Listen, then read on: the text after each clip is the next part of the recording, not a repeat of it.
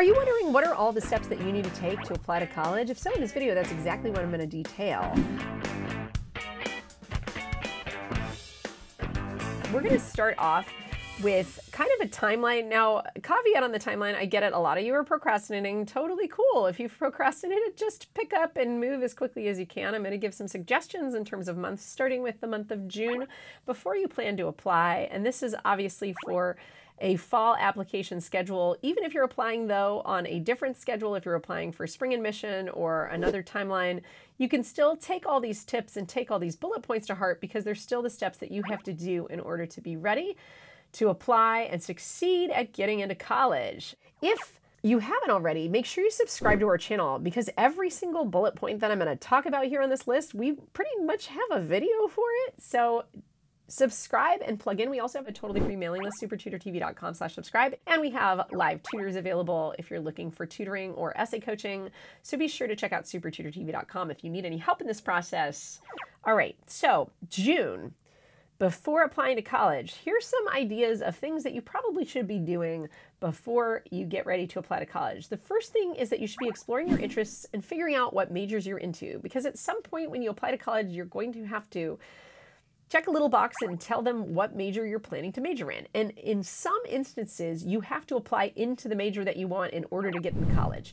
But in any case, start early when it comes to interests and majors. Don't neglect that part. I know it seems like, oh, like unnecessary, but it kind of is a factor that then can direct the kind of schools that you apply to and what you're writing your essays about and so many other things in this process. So explore that early. Next on my list for June is build your college list and make sure you've got a good mix of safeties, fits, and reaches. Next on my list is start your search for scholarships. And when I say searching for scholarships, this also is something of a search for colleges that offer those scholarships. Remember that most scholarships are institution dependent. What that means is if you want to try to get a full ride to college, chances are the college or institution itself is more likely to give you that full ride than Dr. Pepper is. Though Dr. Pepper does have a pretty fat scholarship available. Next on my list is you can research and understand student loans and how they work. If you're planning to potentially borrow money for college, June is a great time to just figure out how these loans work, how much money you can get from each type of loan, right? There are loans that have preferred terms that are typically your federal loans are going to have more preferable terms than private loans. And there's limits to how much you can draw on those. So I recommend that you check out sort of the whole loan landscape if that's something that you might be interested in or that you might need to turn to so that you better understand it. Next on my list is to prepare for your SAT and ACT exams. Remember that even though we're in a test optional environment for most colleges in the US are accepting the SAT or the ACT as a metric you can use to help you get into college. And it's a lot easier to take a test and get a great test score than it is to do something like cure cancer or, you know, be born with some sort of insane hardship that you've overcome. Now, maybe you've done one of those two things and that's great, but if not, it is a tool you can use to your advantage. And above and beyond that, it is also a tool that can help qualify you for merit scholarships and financial aid. So make sure you prep over the summer. Next on my list is chat with your parents about money, about expectations. Have these conversations now. Can your parents only afford a certain number? If so, figure out what that number is and you can start looking at cost of attendance. About 40% of students who apply to US colleges say that finances are one of the #1 deciding factors in where they choose to go to college. And if that's you, talk to mom and dad about it so that you don't have a fight when you're like, I want to go to NYU. And your parents are like, they didn't give us enough aid. We don't have $300K. This other school is $60K total. Right?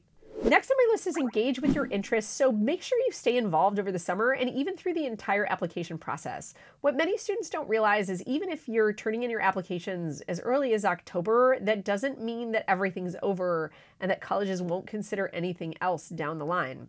If you continue to stay involved throughout your senior year and you end up in a position where you get waitlisted or deferred, you will have more things to talk about if you continue to expand your interests and explore them over the next 6 months. That could mean doing an internship, a personal project, a summer class. We also have videos on lots of ideas of things you could do for the summer.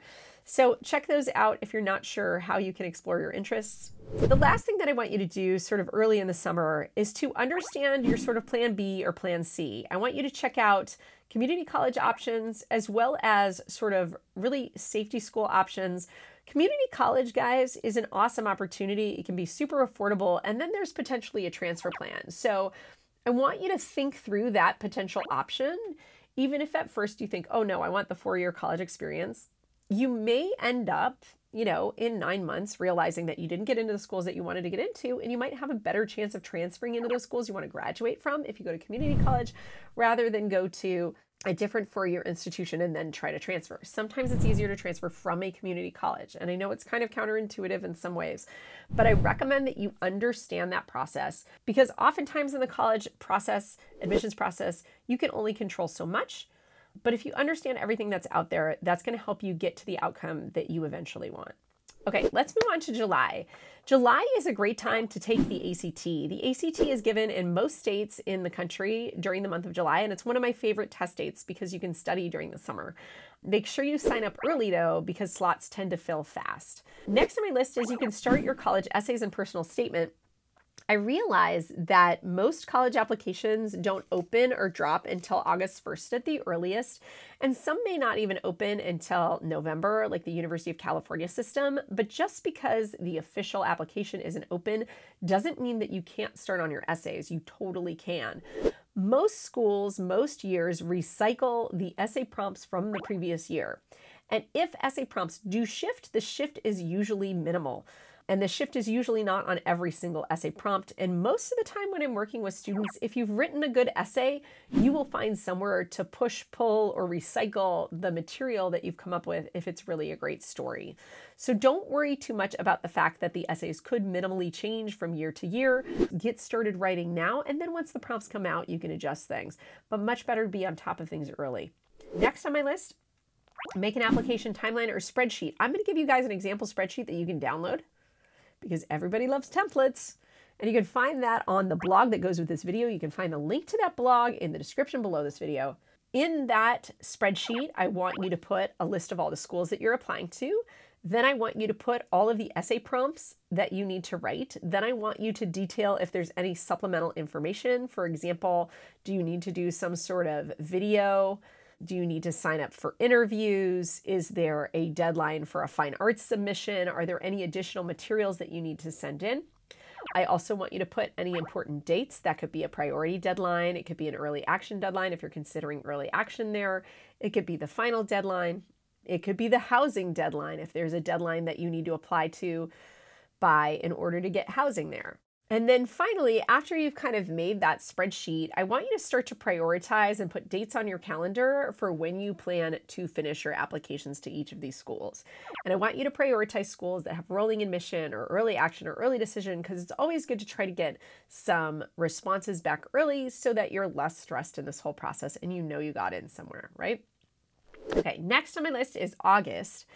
What should you be doing in August? The first thing is reach out to your teachers who you want letters of recommendation from and make sure that you can secure them to help you write those letters of recommendation. Set a time to meet with your school counselor and discuss your applications. Visit colleges if you have any colleges to visit left, and I recommend visiting after the schools are in session if possible.